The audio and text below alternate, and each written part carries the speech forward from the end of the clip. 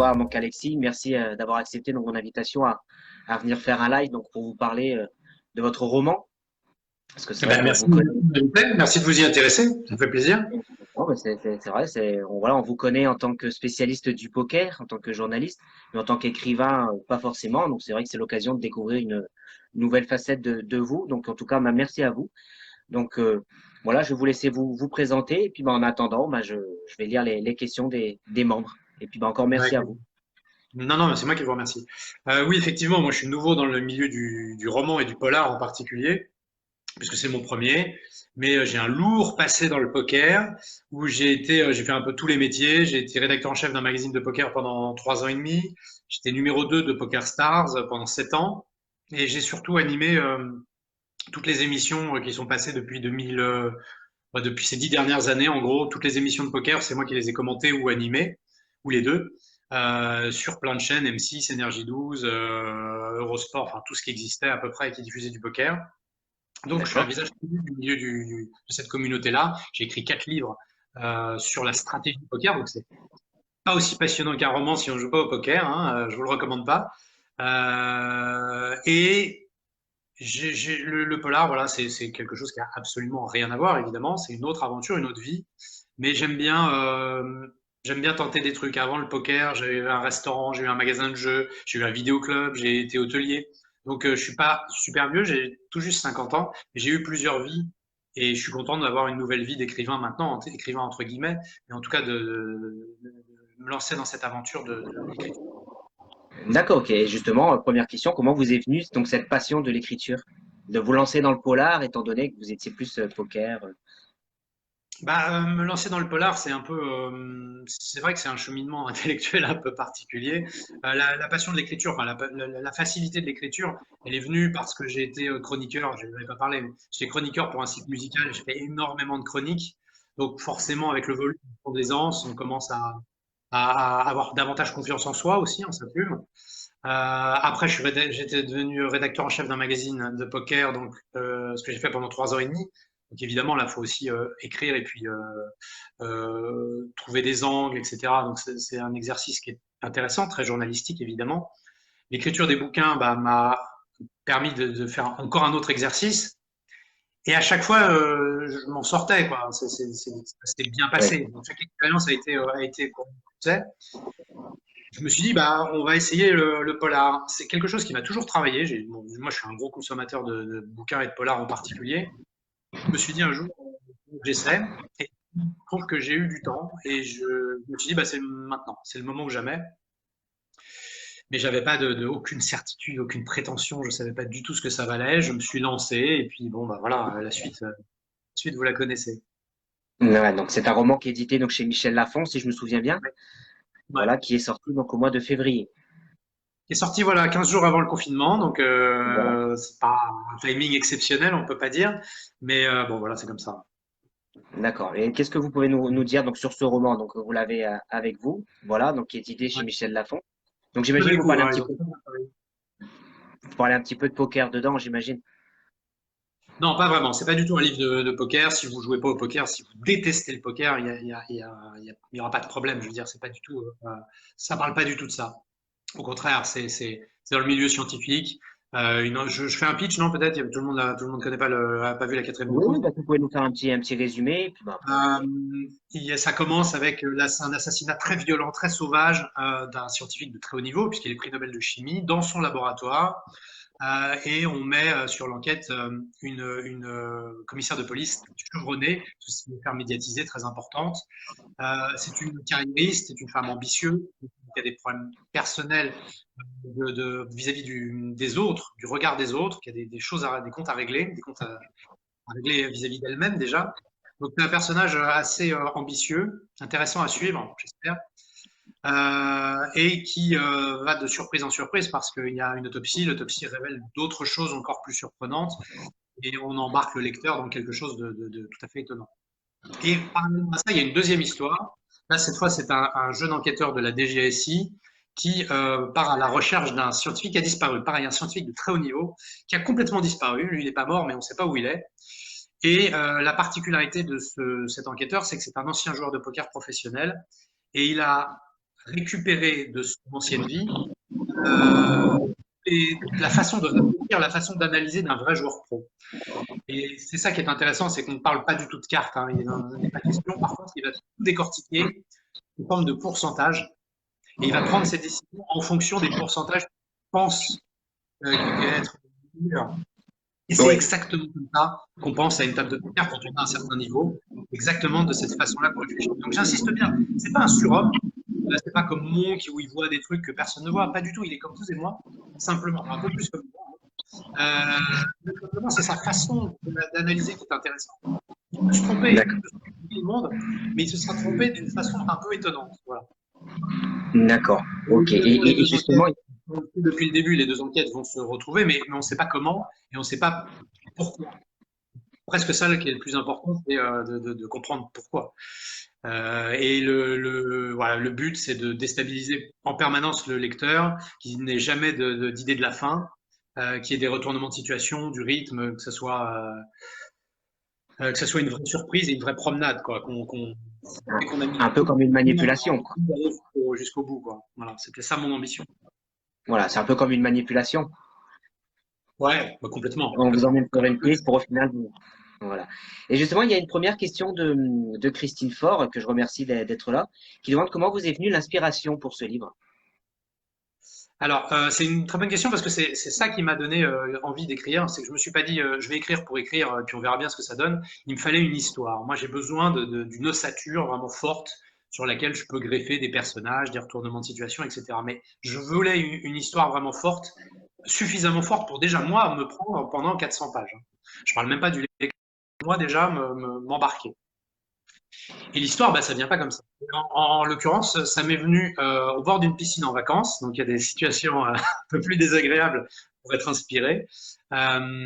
Et j'ai pensé à ce truc-là, c'est la fin en fait qui m'est venue. Et je me suis dit, oh, c'est pas mal, ça pourrait faire un bon polar. Donc je l'ai noté sur mon téléphone, puis je suis passé à autre chose. Et à chaque fois que je retombais sur mes notes, je me disais, faut pas que je le laisse tomber ce truc-là, faut que j'y retourne parce que c'est vraiment pas mal. Et à chaque fois, j'avais cette même remarque, même avec beaucoup de recul, des semaines et des mois de recul, de me dire c'est vraiment bien. Et encore une fois, quand j'ai eu plus de temps, je me suis dit bah allez, on part. Je suis convaincu que c'est une bonne histoire, bah, je vais créer mes personnages. Voilà, j'avais la fin, j'avais le début parce que souvent ça va un peu ensemble. J'avais pas du tout le milieu, et c'est venu petit à petit évidemment avec un peu de travail. D'accord. Et justement, comment vous êtes venu, comment avez-vous préparé cette écriture? Est-ce que vous avez fait des recherches spécifiques? Est-ce que vous avez fait la construction, d'une trame, des personnages? Alors, j'ai fait ce qu'il faut absolument pas faire, donc je ne recommande pas de faire comme moi, c'est que j'ai commencé par rédiger. Non pas par orgueil, mais au contraire, parce que j'étais absolument pas certain de pouvoir y arriver. Et je me suis dit, si je commence à me documenter, à passer des semaines, à aller à des endroits, etc., à faire des structures, fiches de personnages, fiches de lieux, etc., et qu'au bout de 4 pages, je me rends compte que je suis lourd, ne me plaît pas, que je n'aime pas, etc., bah, tout ça, ça sera parti à la poubelle. Donc, comme je suis un petit peu feignant et que j'essaie d'optimiser mon temps, je me suis dit, je vais déjà me lancer, on verra si ça me plaît. Et si ça me plaît pas, j'arrête. Si ça me plaît, je continue. Et c'est ce qui s'est passé. Et au bout d'un moment, par contre, là, les choses sérieuses m'ont rattrapé. C'est que je me suis perdu dans mon roman. Au bout de, je sais pas, 60 pages, je savais plus où j'allais. Donc là, j'ai repris des documents et j'ai refait sérieusement avec de la documentation, avec tout ce qu'il faut. Mais j'ai mis un peu la charrue avant les deux. D'accord. Et il y a une question de Valérie, justement. Donc, si vous avez fait beaucoup de recherches pour ce roman, donc la réponse est oui.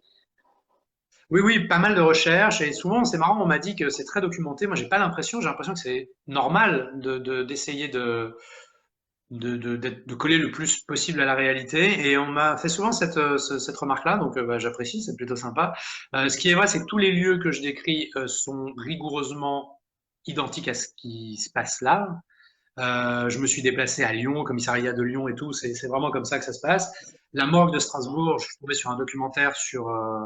donc tous les chiffres qui sont donnés sont bons. Pour vous donner une idée, les caméras de surveillance de la ville de Strasbourg, il y a sur Internet, bon, faut chercher, hein, mais il y a le plan des caméras de vidéoprotection. Donc je dis qu'il y a des angles morts et tout, c'est vrai. Voilà. Et après, D'accord. alors, il y a un autre truc, c'est que c'est du domaine scientifique. Moi, j'y connais pas grand-chose en sciences, et je me voulais que le lecteur comme moi soit pas largué. Donc, j'ai pris le parti de prendre de la distance, et je dis, il Ouais. écrivit une formule extrêmement complexe, etc. Au départ, je me suis dit, bah, je vais trouver des formules, et puis je me suis dit, ça, c'est vraiment une impasse. Donc, voilà, je reste vague de façon à ce que tout le monde s'y retrouve et personne ne soit largué, parce que ce qu'on fait, c'est D'accord. des prix Nobel et tout, et ça peut vite devenir abscon. D'accord. Bon, en tout cas, je remercie nous rejoignent, Queera aussi, bien enchanté. Une question, est-ce que vous vous basez sur des faits réels? Nous demande Yael. Non, non, non. Ce qui relève, encore une fois, ce qui relève du quotidien, ce qui se passe à Strasbourg, les impasses à Lyon, enfin les verrues en sens interdit, elles sont vraiment en sens interdit. Mais je veux dire, c'est pas une histoire réelle du tout. Il n'y a rien de. Non, non, c'est vraiment une fiction. D'accord. Michael Châtaignier, un ami qui vient de se connecter, qui dit qu'Alexei est un de mes idoles dans le monde du poker. Ah, c'est gentil. C'est gentil, Voilà. bah Donc, merci. écoute, merci Michael de passer. Je suis content. Avez-vous des rituels ou des habitudes d'écriture? Nous demande Christine. Non, non, bah non. Dans le poker, on évite d'être superstitieux. Donc j'ai déjà pas récupéré ça. Non, ce qu'il y a, c'est que j'écris la nuit parce que je suis un oiseau de nuit. Mais non, j'ai pas de rituel particulier. Non. D'accord. Ouais, vous écrivez quand ça vous vient, hop, vous Ouais. écrivez. Alors ça, par contre, c'est vrai que c'est intéressant parce que j'écris quand j'ai envie. Ouais, J'ai pas un contrat avec Michel Lafon qui m'oblige à sortir un bouquin le temps. J'étais en ouais, l'occurrence pas édité, hein, j'avais aucune certitude d'être édité. Et c'est un point qui est fondamental parce que je pense que ça se ressent sur la lecture et le plaisir de lire de ce bouquin. C'est qu'il n'y a pas un mot qui a été écrit avec comment sous la contrainte, quoi. bien sûr. Je n'ai travaillé que quand j'avais envie, quand les mots sortaient. Donc j'ai pas eu d'angoisse de la page blanche, j'ai pas eu de oh, faut que j'écrive 10 pages aujourd'hui, etc. C'était vraiment un plaisir du début jusqu'à la fin. Ok. Une autre question qui demande, est-ce que vous verrez écrire sur un autre univers que le polar? Pas pour l'instant. Pas pour l'instant. Pas pour l'instant. J'ai un deuxième manuscrit qui est en lecture chez Michel Lafon. Ils sont très enthousiastes, mais c'est un polar. C'est même un polar encore plus noir, plus intense, je pense. Je suis pas, je me sens pas compétent pour l'instant pour écrire autre chose. J'ai pas vécu d'expérience suffisamment riche, suffisamment intéressante, suffisamment intense pour la partager avec des lecteurs. Donc, je suis obligé de me reposer encore sur la fiction. Je m'interdis rien, mais pour l'instant, je pas l'intérêt. D'accord. Et vous avez eu quelques retours sur ce roman-là pour l'instant, ou avec le confinement, ça a freiné un peu la sortie? Assuré avec votre esprit? Oui. Oui, oui, les retours sont bons. Les retours sont bons. Ouais, ouais, j'ai une bonne critique. Même, je m'attendais pas à d'aussi bonnes critiques, pour être honnête. J'étais un peu fébrile, hein, évidemment, donc ça fait vraiment très très plaisir de voir qu'il y a des gens qui sont très enthousiastes. Euh, je suis vraiment satisfait. Ouais. Et les maisons d'édition aussi, ils me disent que les retours sont bons. Chez eux, il y a beaucoup de gens qui l'ont lu, qui m'ont dit que c'était un bon polar. Donc, D'accord. soit, hein, on peut pas les contredire. Ah bah non, bien sûr. Bah, de toute façon, c'est un roman que personnellement j'ai envie de découvrir et c'est pour ça que je vous ai posé la question tout à l'heure en message privé. Mais en tout cas, c'est un roman que je vais me procurer et qu'il me tarde de lire en tout cas. Bah, merci. Euh, Il y a Yael qui nous demande si vous avez un mode de travail particulier en musique ou silencieux. Alors, en silencieux, absolument silencieux. Alors, moi, je suis un passionné de musique, mais un passionné, vous n'avez pas idée, c'est Oui. ma passion numéro un. Euh, et si je travaille en musique, le problème, c'est que ça m'absorbe complètement. Et ça va pas. Donc, je suis obligé d'être dans le silence euh, et de me concentrer vraiment sur mon texte. Ça, c'est vraiment très important. Maintenant, j'essaie de faire un truc un peu différent. C'est de mettre des musiques qui correspondent au rythme que je veux donner Oui. au chapitre. Quand il y a une poursuite, je vais pouvoir essayer de mettre de la musique rapide et je vois ce que ça donne. Et pour l'instant, c'est plutôt concluant. Ouais, Parce que pour moi, euh, la musique influence le rythme de mes phrases, de mes mots, bien sûr. ouais, ouais, et ça m'influence. Et donc, j'ai envie que mon cerveau, c'est moi qui dois dicter le rythme. à la musique, Bien quoi. sûr. Je veux pas rentrer Bah, là-dedans. Donc pour l'instant, j'ai pas encore le recul, la maturité pour travailler avec de la musique, mais j'y travaille, hein. J'essaie de d'accord. Parce que progresser. beaucoup d'auteurs nous disent régulièrement qu'ils écrivent sur du Hans Zimmer, par exemple. Est-ce que ça peut être votre cas Ah, aussi? non, alors moi, alors, je suis passionné de musique, mais j'ai des goûts très très particuliers. J'ai n'écoute que du métal. Oui, j'ai entendu tout à l'heure, oui. Voilà, bon, alors, ah bon, d'accord.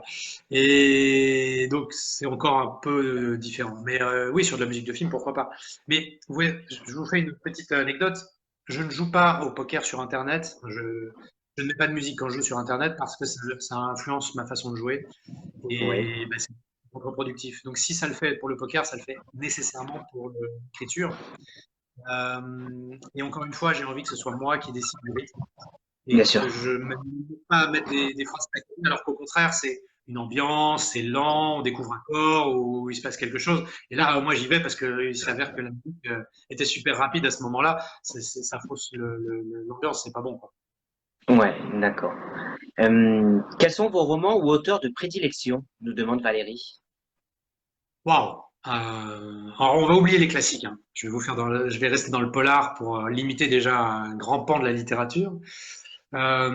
Énormément Stephen King, toute la littérature de mon adolescence qui m'a fait connaître ce plaisir de plaisir de lire autre chose justement que des classiques.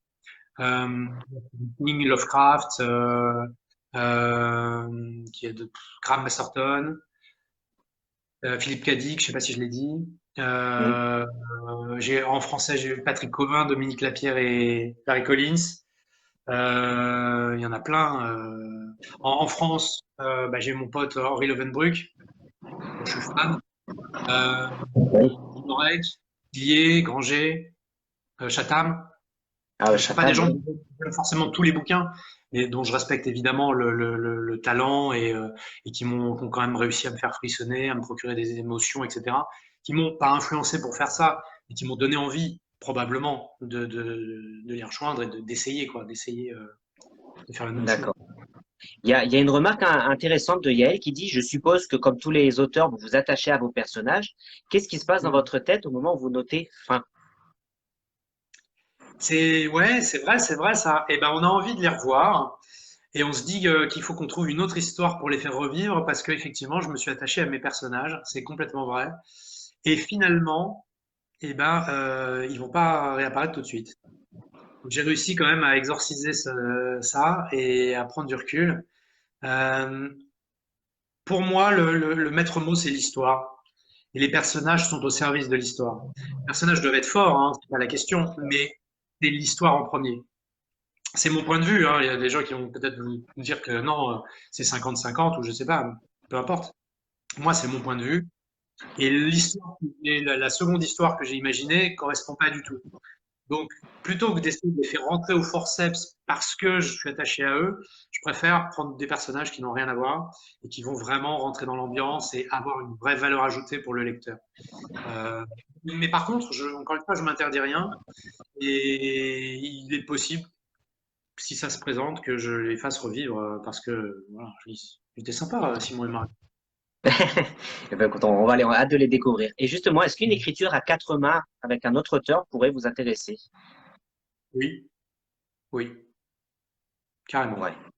Carrément, et je pense que c'est très instructif pour moi. Moi, j'ai une écriture très, comment on peut dire, dense.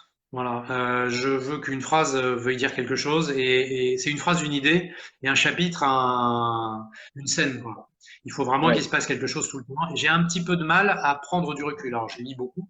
Je me rends compte maintenant que j'écris que certains auteurs ont absolument pas ce complexe-là et sont capables pendant un, deux, trois, quatre chapitres de parler de parler de beaucoup de choses. Quoi. C'est quand même lié, les états d'âme, de s'éloigner de l'histoire. J'y arrive pas. Et ça permettrait, en travaillant, de voir comment on peut intégrer des digressions, des choses comme ça, de façon pertinente quand même. Et justement, vous êtes chez Michel Lafon. Est-ce que vous avez eu des touches ou des contacts pour une adaptation cinématographique? Ouais. Netflix ou Enfin, cinéma? des touches, c'est pas fait, mais par contre, dès le deuxième rendez-vous chez Michel Lafon, il en a été question, ça a été évoqué, ouais. Et là, Ah oui. la semaine dernière, j'ai déjeuné avec un producteur qui l'avait pas lu, donc c'était justement l'idée de lui remettre le manuscrit. Il y a une réalisatrice qui l'a lu, qui m'a dit que c'était intéressant, qu'il y avait du potentiel, etc. À Freemy, ça pourra peut-être mener nulle part. Ou voilà. Apparemment, Netflix, Amazon et tout sont très preneurs parce qu'ils cherchent du matériel. C'est pas, euh, c'est pas un livre qui est extrêmement difficile à adapter. Il n'y a pas d'avion qui s'écrase, il n'y a pas de scènes spectaculaires, Ouais. etc. Donc, c'est un budget maîtrisé et ça pourrait être fait. C'est sûr, ça repose surtout sur le suspense, la manipulation. Donc ça, c'est pas quelque Justement. chose de très cher. Ouais, donc que ce soit sur Netflix, soit Amazon Prime ou des trucs comme ça, quoi. Ouais, ou bah, rêvons, le cinéma, pourquoi pas, monter les Ah marches bah, à Cannes on en un ou croise deux les doigts ans. en tout cas. Il n'y a pas de Ah, question ça, sur ça. Quel livre auriez-vous aimé écrire? la Bible. Ah, Non, quel livre j'ai aimé écrire? Waouh. Un livre que je suis pas capable d'écrire déjà parce que qu'est-ce que j'aurais bien aimé écrire? Bah alors je vais vous surprendre, c'est pas un livre connu, c'est un livre de Ian Pierce qui s'appelle le Cercle de la Croix, je crois. C'est un roman historique. C'est pas un polar, mais c'est un roman où il se passe on comprend pas trop où ça veut en venir. C'est ouais, remarquablement écrit, c'est documenté, c'est sur la médecine au 18e siècle, je crois, fin du 18e siècle, enfin, dans ces eaux-là. Et c'est très intelligent et je suis pas capable d'écrire ça. Voilà. d'accord. Donc, et ça fait partie aussi des bouquins où je me suis dit, il faudrait un jour que je me bouge le cul parce que parce que c'est beau. Ouais. Et justement, est-ce qu'il y a des sujets sur lesquels vous vous dites je n'écrirai jamais? Confinement peut-être. Ouais. Le confinement, on en a Ça en a un peu. inspiré beaucoup, pourquoi? Comment? Je dis ça en a inspiré beaucoup, justement, le confinement. Et Ouais, il y vous, avait pas du tout? énormément de choses qui sont sorties pendant le confinement. Non, je plaisante, c'est un peu de situation, mais écrirai jamais. Non, je pense pas qu'il y ait de sujet qui me. Non. Non. Bah, je me vois pas écrire une histoire à l'eau de rose, mais parce que ça me ressemble tellement pas. Mais non, pourquoi pas, non. Si j'ai une bonne idée, encore une fois, si j'ai une bonne idée, ça peut partir. Mm. Ouais, d'accord. Ok. Donc là, il y a une nouvelle question qui demande si vous avez un autre projet en cours. Donc vous avez la réponse c'est oui, vous travaillez sur un nouveau polar à apparaître un peu plus tard, quoi. Ouais, je sais pas quand ça peut sortir, probablement début 2021. Et c'est un polar que j'ai écrit tout de suite après avoir été édité sur celui-ci. Quand j'ai su que D'accord? c'était bon, je me suis dit, bon, maintenant que je suis édité, j'ai une deuxième idée, j'y vais tout de suite et je fonce. Et Ouais. je suis très très très très content de ce deuxième roman. Très content. Et combien de J'ai- temps vous l'avez mis? Oui, pardon. alors j'ai écrit très vite. Et avec votre esprit, je l'ai écrit en à peu près 45 journées. 45 journées, hein, pas un mois Ah et oui, demi, hein. Donc c'est étalé sur peut-être 3 4 mois. Parce que justement, je reprends ce que je disais, c'est qu'il y a des jours où pendant 4 jours, 5 jours, j'avais pas du tout envie d'écrire, donc j'écrivais pas un seul mot, pas une seule phrase. Mais par contre, quand j'étais inspiré, je pouvais faire 2 chapitres d'un coup, quoi. Donc 45 journées de travail. Après, attention, hein, d'écriture. Après, il a fallu relire, retoucher. oui, Il y a une partie de réécriture, etc. Donc là, on est sur beaucoup plus que 45 jours. Mais l'écriture pure, 45 jours, et l'autre, qui est un peu plus court, mais j'ai mis un mois, 30 jours. d'accord, ok. Ouais, et avec finalement beaucoup moins de travail de réécriture. Donc, ce qui prouve que j'ai un peu gagné en maturité et surtout en confiance en moi. Ça, c'était un point important.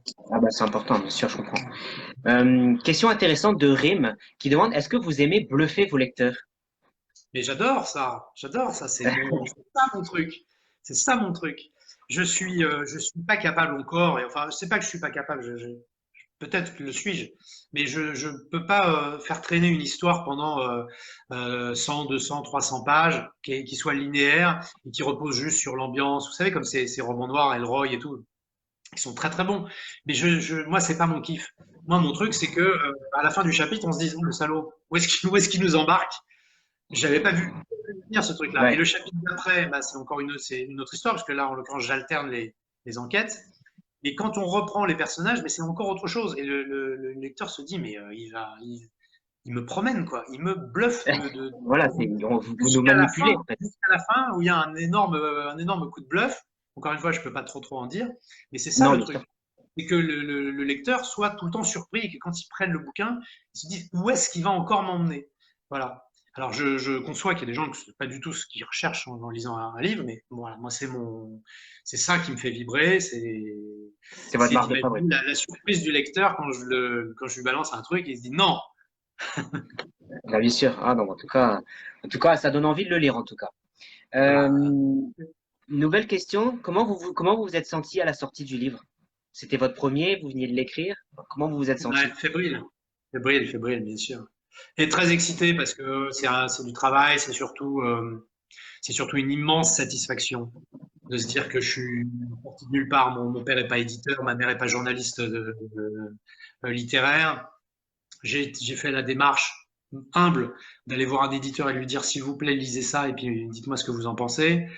Donc quand on voit qu'on est édité tout de suite chez Michel Lafon, Oui, premier éditeur des marchés, bon bah voilà, le sentiment immédiat c'est la satisfaction. Après c'est la fébrilité parce qu'on se dit bon bah voilà maintenant ça me regarde plus moi et mon éditeur, ça regarde des lecteurs. Et que vont-ils en penser?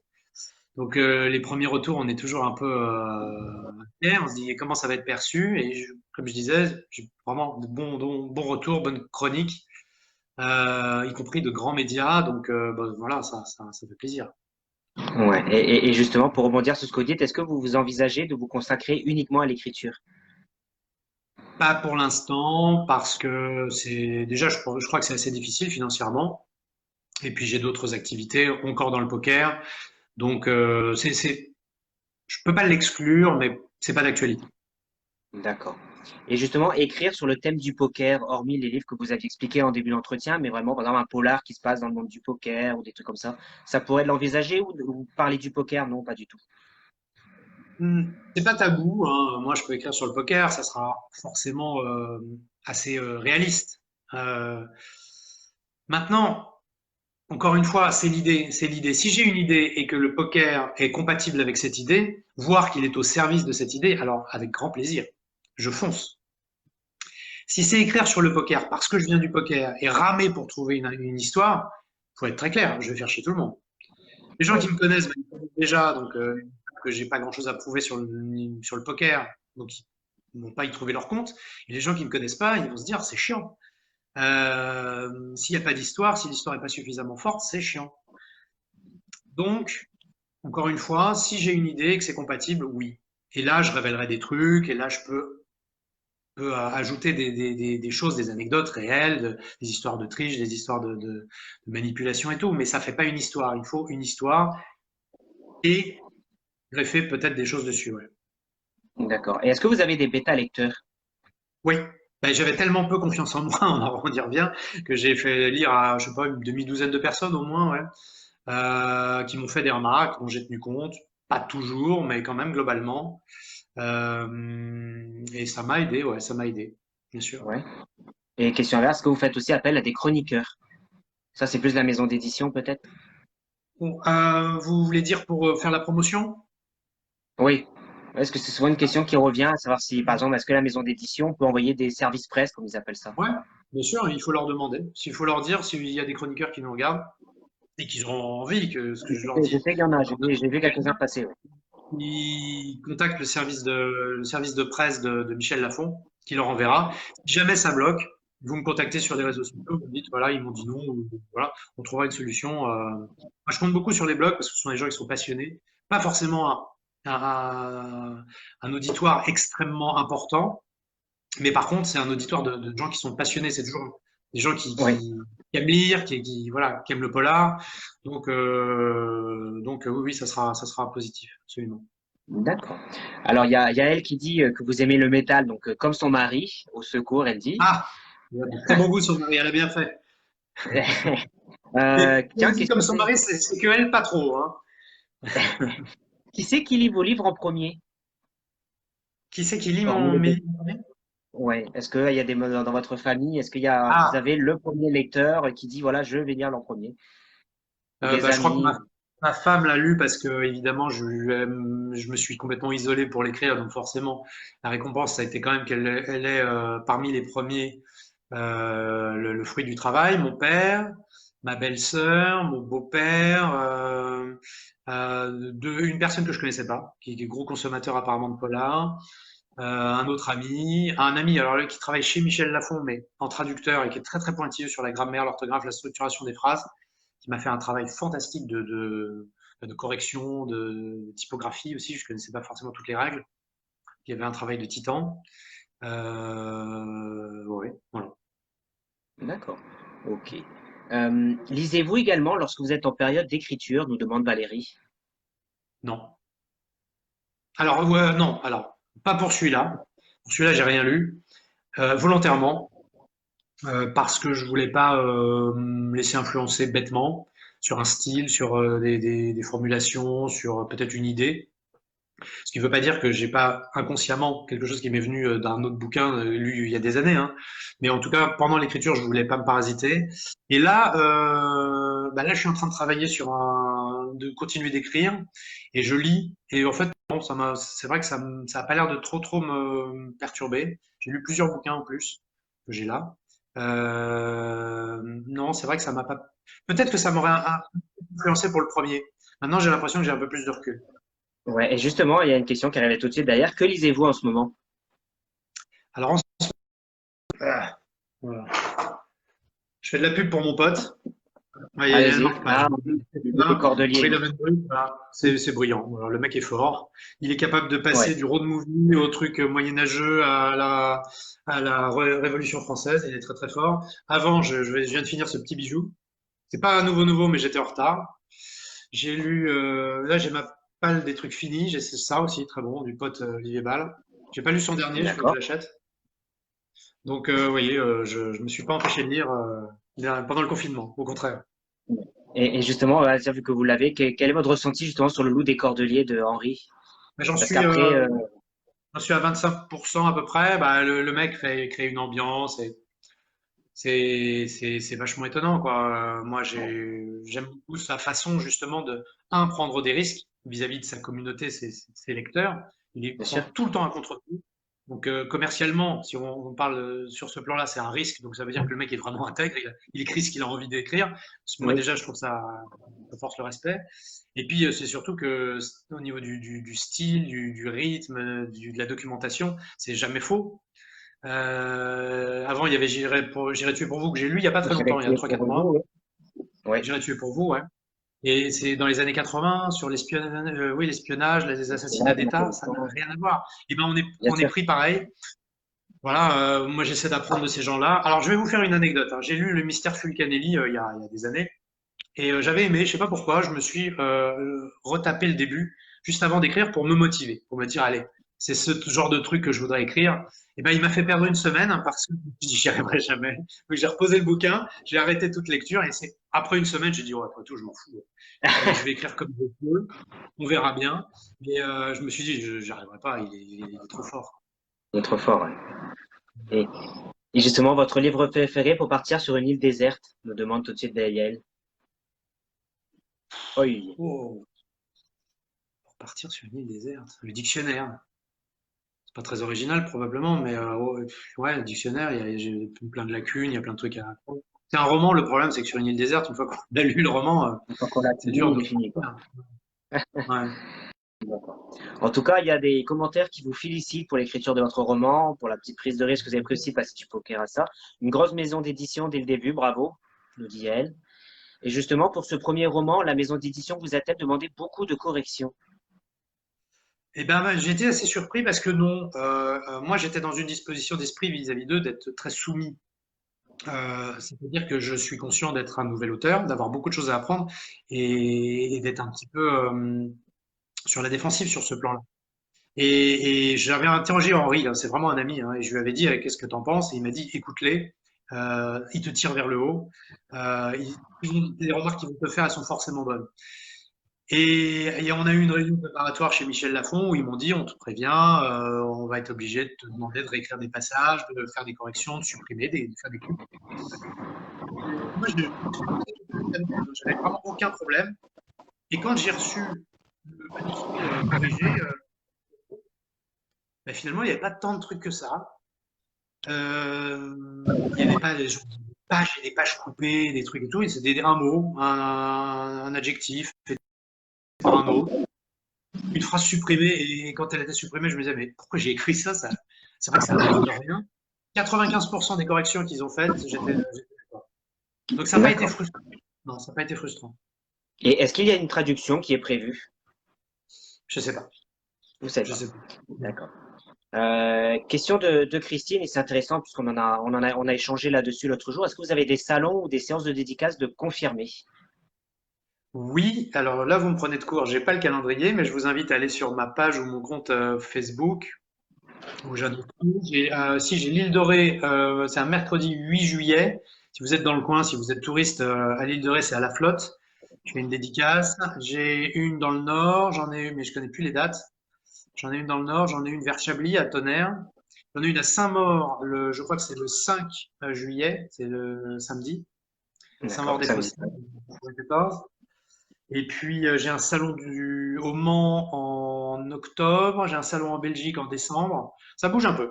Ça bouge un peu. D'accord, Et puis ok. si vous êtes libraire ou que vous connaissez des libraires, je prends. Il n'y a pas de souci, le message est passé. Sur votre maison d'édition de retour, aviez-vous proposé le titre à Michel Lafon ou est-ce que c'est eux qui l'ont donné? Non, non, c'est moi et il a été validé. Et votre couverture, justement, qui était quand même assez intéressante, ça fait penser à une Ouais, série, alors j'ai plus le nom, je vais le remettre. je lance ce crâne. Un très beau travail de chez Michel Lafon. Il m'avait proposé un premier truc que j'ai pas du tout aimé. Je leur ai proposé quelque chose qu'ils avaient bien aimé, mais qui était un peu amateur quand même. Je suis pas graphiste, hein. Mais ils ont repris cette idée du profil. Moi, c'était une photo où c'était la tête, c'était un puzzle et il manquait une pièce qui était à côté en rouge pour prendre D'accord. le prix qui s'en va, etc. Je trouvais ça assez symbolique, mais ils m'ont dit que ça fait un peu auto-édition, ça fait un peu amateur. Et ils m'ont proposé cette couve-là, j'ai validé tout de suite. J'ai dit c'est magnifique, vous avez très bien travaillé. Donc on était d'accord. Et là aussi, j'ai plutôt des bons retours. Maintenant, je pense que c'est un peu clivant avec le sang. Il y a peut-être des gens qui se sont dit ah, ça va être violent, voilà. Donc c'est peut-être pas la meilleure couverture pour vendre beaucoup, mais au moins c'est cohérent avec le contenu. Moi j'aime beaucoup. D'accord. Et justement, est-ce que l'auto-édition, c'est un milieu qui pourrait vous intéresser également? Que vous disiez tout à l'heure, vous écrivez quand vous avez envie. Est-ce que bah, justement dire je sors un livre quand j'ai envie, je fais tout quand j'ai envie? Ou est-ce que vous avez besoin justement d'une Ah maison là, je fais d'édition? même un peu ce que je veux, je fais un peu ce que je veux. Maintenant que je suis chez Michel Lafon, je vois pas l'intérêt de m'auto-éditer, c'est dur, hein. C'est dur de se faire connaître. Franchement, je pense que ça aurait été plus rentable pour moi, étant donné que j'ai une base de lecteurs potentiels avec le poker. Ça aurait été plus intéressant pour moi de m'auto-éditer financièrement. Maintenant, moi, mon but, c'était de me faire connaître, c'était justement de toucher des gens qui n'ont rien à voir avec le poker, de gagner des lecteurs de polar, Oui. de voir un peu quels étaient les retours de cette communauté-là, cette communauté de lecteurs sérieux, etc. Donc, retourner maintenant dans l'auto-édition, non, je le vois pas. Par contre, c'est intéressant ce que vous dites parce que ne pas avoir un bouquin par an à livrer, c'est fondamental pour moi. Encore une fois, si j'ai pas d'histoire, j'écris pas. Me forcer à écrire que j'ai un contrat, j'ai pas envie de rentrer là-dedans. J'ai pas du tout envie de rentrer là-dedans. Des histoires à raconter et des choses et des intrigues et la possibilité de bluffer mon lecteur, je le ferai avec grand plaisir. Et ce plaisir-là, et encore une fois, je pense qu'il se trompe. Mais si je me force et c'est aller au boulot parce que dans 3 mois j'ai un truc à rendre, non, non, je Ouais. baisse là, j'ai pas pour ça. Vous n'avez pas envie de me mettre Je cette rentre pression. pas dans ce délire avec Michel Lafon, et d'ailleurs il me le demande pas, hein. Ouais, d'accord. Donc là, le prochain roman est prévu chez Michel Lafon, peut-être, comme vous disiez tout à l'heure, 2021. Ouais, bah, s'ils ont l'air d'en vouloir, si on se met d'accord, si le contrat est intéressant, moi j'ai bien aimé travailler avec eux, c'est une équipe vraiment sympa, donc il n'y a pas de raison que ça se fasse pas chez eux, ouais. D'accord, ok. Et justement, vos lecteurs, enfin ceux qui vous suivez concernant le poker, est-ce qu'ils ont lu votre livre? Qu'est-ce qu'ils vous ont dit justement? Alors c'est marrant parce que ce sont des gens qui n'étaient pas tous lecteurs, et j'ai réussi à toucher des gens qui achetaient un livre par an. Mhm. Euh, et les retours sont très bons. Les retours sont très bons. Et il y a beaucoup de gens qui m'ont dit, je lis pas beaucoup, mais j'ai fait l'effort et tout. Donc c'est sympa de me dire que j'ai réussi à les mettre un peu à la lecture. Allez, Et c'était convaincre. mon ambition. Là, on oublie le poker, mais c'était mon ambition. C'est très très prétentieux ce que je vais vous dire, hein, je vous préviens. Mais j'en ai conscience, hein. C'était de remettre des gens à la lecture. Il y a beaucoup de gens qui me disent, et depuis des années, oh je lis pas parce que c'est long. J'ai lu 3-4 merdes dernièrement. Ça m'a saoulé. Et comme tout le monde, ils vont sur les applis, ils font des jeux à la con, ou ils regardent des séries qui finalement les intéressent pas trop, euh, parce qu'ils ont un peu lâché le bouquin. Et ben moi, c'était de dire à ces gens-là, bah, lisez ça, Bah, ça va vous plaire, c'est écrit comme une série Netflix, quoi.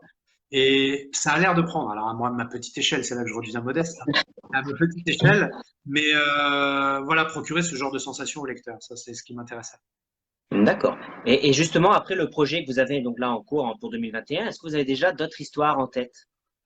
Oui, je suis en train D'accord. d'écrire en train d'écrire un troisième. D'accord. Donc voilà. Donc Et là si encore, on... je me lâche cale, donc j'ai plus, je sais plus où j'en suis, j'ai plus envie d'avancer, donc je le laisse reposer. Et quand j'aurai envie, quand les idées me viendront, bah, je reprendrai. Là, j'ai du temps, donc c'est pas grave. Je j'ai pas de deadline, je me mets pas de pression. Je veux que ça soit fluide et du plaisir pour tout le monde. Bien sûr. Donc que vous preniez du plaisir à l'écrire et qu'ensuite on prenne du plaisir à le Ouais. lire parce que c'est bien fait. D'accord. Et justement, est-ce que vous pouvez nous parler un petit peu du poker, justement, que cette passion du poker, d'où elle est venue? Jouez pas. Vous mettez pas à jouer, si vous- ce que je peux vous dire. Non, c'est un loisir génial. C'est un jeu fascinant avec une profondeur de réflexion pratiquement infinie. Il n'y a pas un coup qui ressemble à un autre. C'est un jeu d'adaptation de sa stratégie par rapport à l'autre. C'est un jeu de lecture, de récupération d'informations. Donc c'est un jeu qui a une dimension au niveau de la communication, de la manipulation, de l'intelligence, qui est absolument fantastique. C'est un jeu où on progresse tous les jours, enfin toutes les semaines en tout cas, toutes les parties on progresse. Mais c'est un jeu d'argent, donc il faut savoir où on met les pieds, il faut pas se faire peur, faut rester raisonnable.